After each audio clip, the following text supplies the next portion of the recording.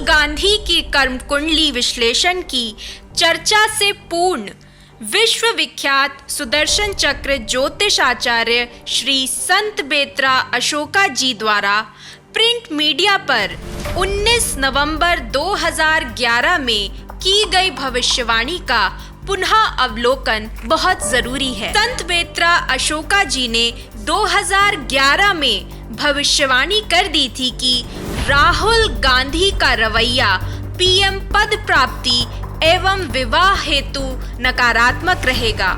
श्री संत बेत्रा जी ने 2011 की भविष्यवाणी में स्पष्ट शब्दों में कहा था कि वाणी का विशेष संतुलन रखे राहुल।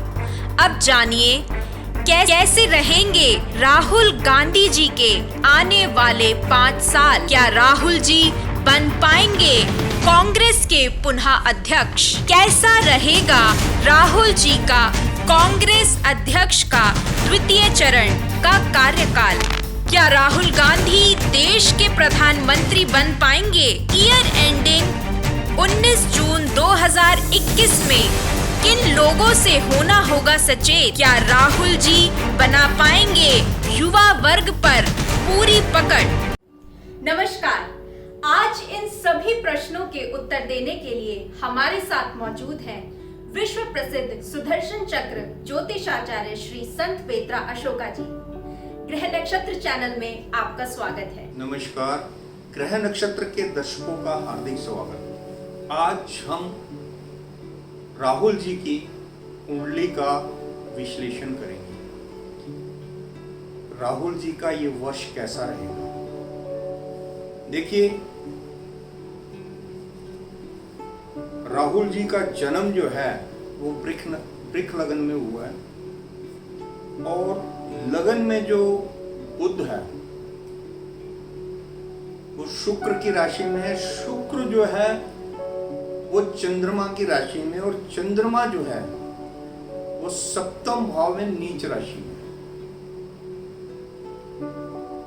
एक ये योग और एक इनके द्वितीय भाव में सूर्य मंगल योग, जिस पर नीच के शनि की जो दृष्टि है उसके कारण राहुल जी को राजनीति में जब भी ये कोई वक्तव्य देंगे ये सोच के तो बहुत बढ़िया आते हैं, लेकिन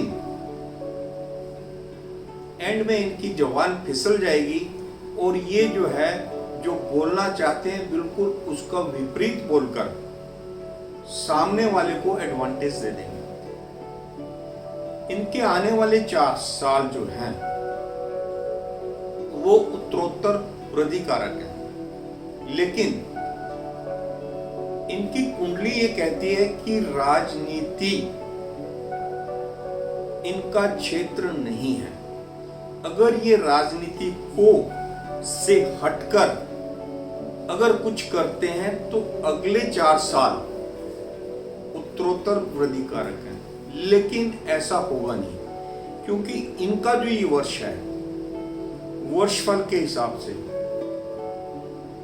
19/6/2021 से पहले इनको पुनः कांग्रेस का अध्यक्ष चुन लिया जाएगा।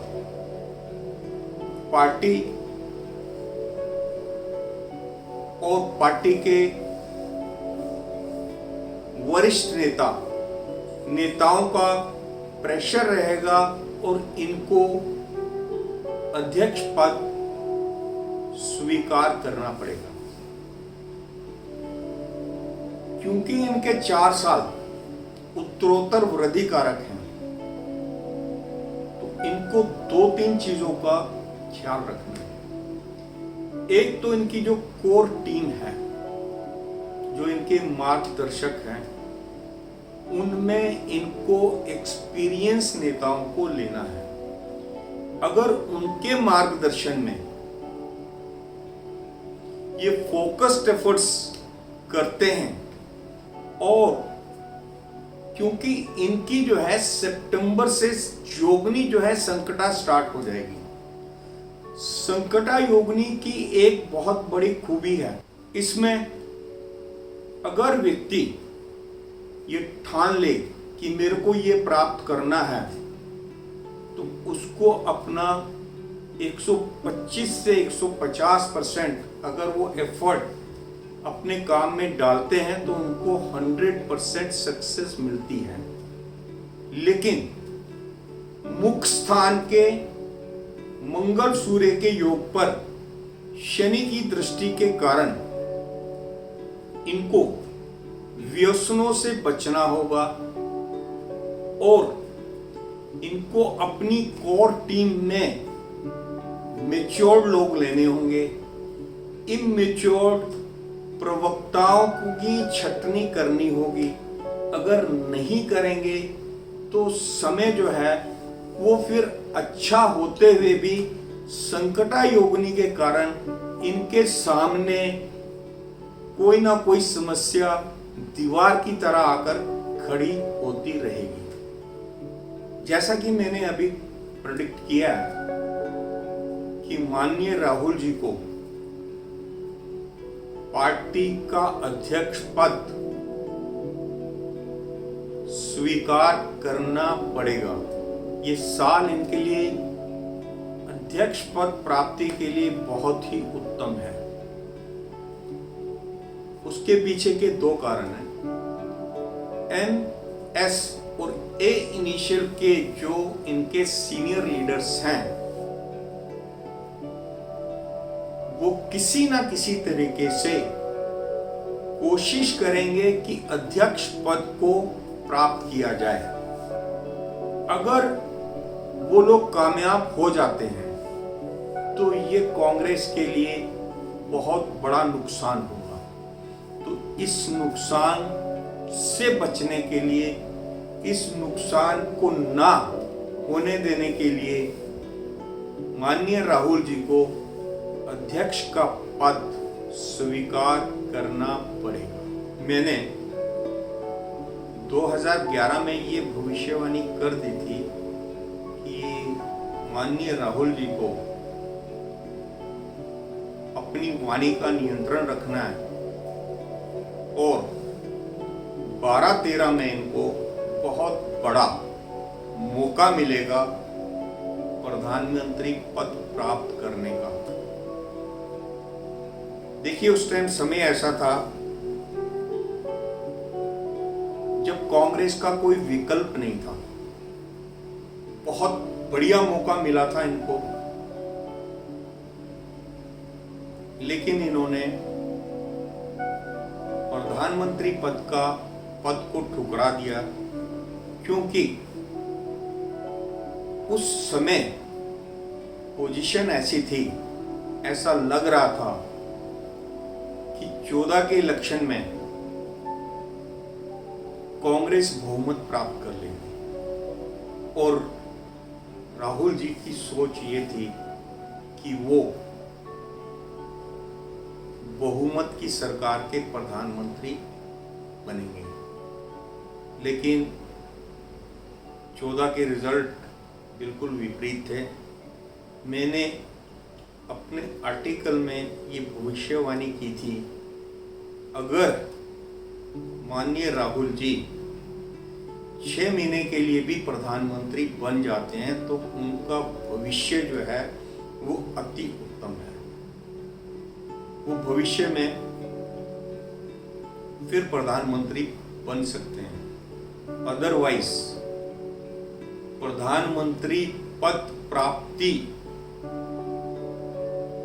बहुत मुश्किल होगी। अभी जो समय चल रहा है, संकटा योगिनी में जितनी मेहनत करनी पड़ती है और सामने जिससे आप लड़ रहे हैं, जिसके अगेंस्ट आप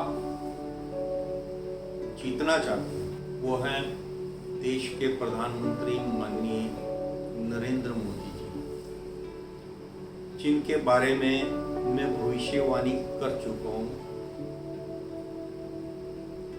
14 मई 2014 में मैंने ये भविष्यवाणी कर दी थी कि माननीय मोदी जी 2029 तक देश के प्रधानमंत्री रहेंगे। 2004 से लेकर 2009 का जो कार्यकाल था कांग्रेस का, वो गठबंधन की सरकार थी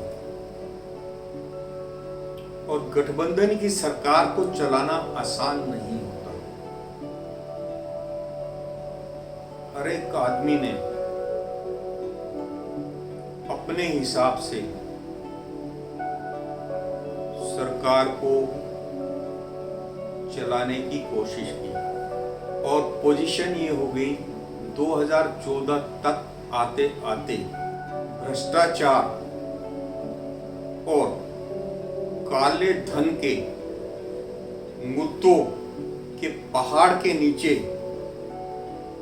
दबी कांग्रेस को अपना अस्तित्व बचाना कठिन हो गया और जो देश की सबसे बड़ी पार्टी थी डबल डिजिट में आ गई। इस पोजीशन से कांग्रेस को दोबारा उभारने के लिए बहुत कठिन मेहनत की जरूरत है। इनको 150% से ज्यादा एफर्ट करने होंगे और वो भी फोकस्ड एफर्ट करने होंगे। आने वाले 4 साल माननीय राहुल जी के उत्तरोत्तर वृद्धि के हैं, लेकिन अगर ये वक्तव्य इसी तरीके से देते रहे तो जो युवा वर्ग है, बुद्धिजीवी युवा वर्ग जो है, जो कांग्रेस के साथ इसलिए जुड़े हुए हैं कि उनको वहां पे अपना भविष्य नजर आ रहा है, उन पर कांग्रेस की पकड़ आस्ता आस्ता ढीली पड़नी शुरू हो जाएगी और युवा नेता जो हैं